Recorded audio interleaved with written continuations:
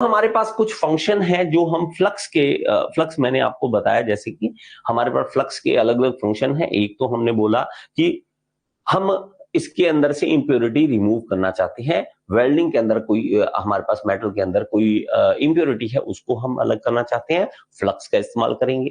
दूसरा हम क्या कर रहे हैं कि प्रोटेक्टिव शील्ड बना देता है ताकि ऑक्सीडाइजेशन ना हो, हमारे पास इधर उधर से ऑक्सीजन जो उसको प्रोटेक्ट करेगी उसको बचा सके।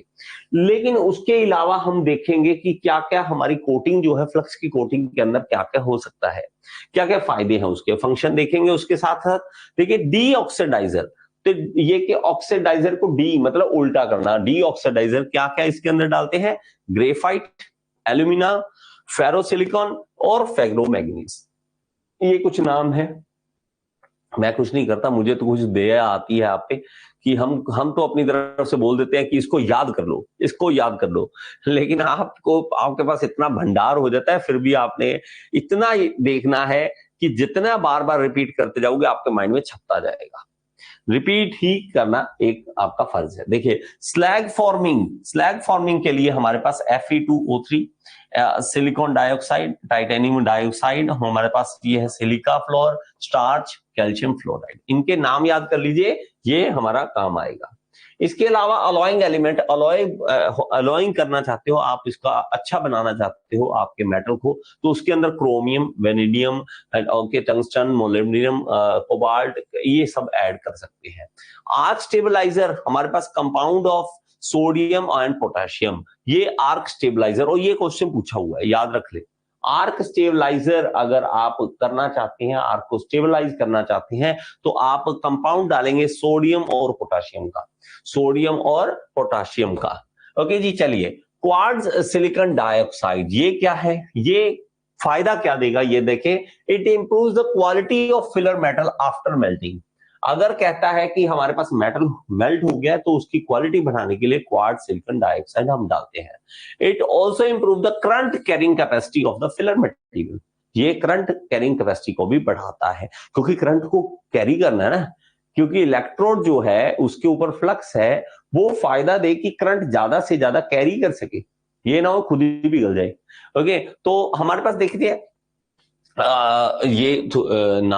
जैसे जैसे हम पढ़ते जाएंगे, ओके, नाम जो है अलग से एक लिख लीजिए कहीं पेज पे, क्योंकि ये पूछे हुए क्वेश्चन है।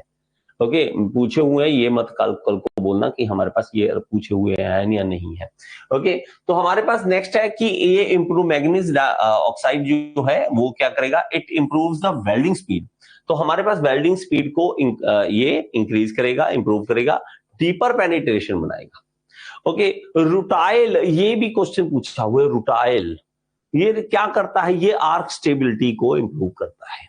ओके, सिरेमिक जो है Al2O3 जो है वो ग्रेन रिफाइनमेंट के लिए होता है।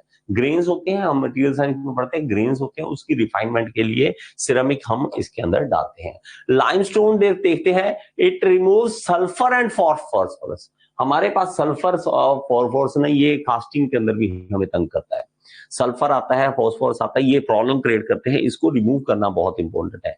इसके लिए हम क्या करते हैं, इसके अंदर लाइमस्टोन डाल देते हैं।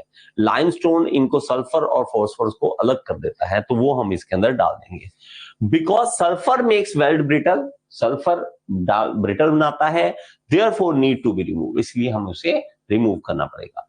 कैल्शियम फ्लोराइड रिमूव करता है हाइड्रोजन गैस को। ओके, रुटाइल हमारे पास पहले हो चुका है। ओके, ये दोनों चीजें हमारे पास हो चुकी है। आई होप कि आपको ये वीडियो अच्छी लगी होगी, समझ आई होगी। अगर समझ आई है तो एक बार कमेंट बॉक्स में जरूर बताएं और लाइक का बटन दबा दिया करें। और अगर आप एसएससी जेई, आरआरबी जेई, किसी भी जेई एग्जाम की तैयारी करना चाहते हैं तो आप कोर्स ज्वाइन कर सकते हैं, मेरे साथ लाइव पढ़ सकते हैं। All in one AE JE course को ज्वाइन कर लीजिए। ये इस कोर्स का लिंक जो है आपको डिस्क्रिप्शन बॉक्स में मिल जाएगा, और यहाँ पे ऐप का लिंक दे रहा हूँ, ऐप जरूर डाउनलोड करें। इसके अंदर फ्री MCQs भी हैं जिसको आप अटेम्प्ट करके अपने एसएससी जेई, आरआरबी जेई को क्लियर करने का सपना पूरा कर सकते हैं। Thank you so much.